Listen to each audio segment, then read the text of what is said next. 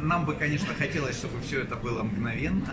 Вот, это можно сделать в достаточно сжатые сроки. Мы сейчас будем проводить конкурс. Я думаю, что сроки будут в том числе и предметом как раз рассмотрения конкурсных заявок.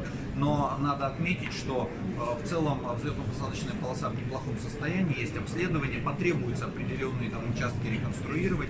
Эта полоса беспрецедентная, очень длинная, там 3,6 километров в свое время. Так, исторический экскурс, это была резервная полоса для посадки урана, поэтому там были особые требования, особое качество. И в общем и целом она еще несколько лет назад принимала самолеты. Вот. Но, конечно, потребуется терминал, новый, современный, потребуется новое светосигнальное оборудование, сопровождение и так далее.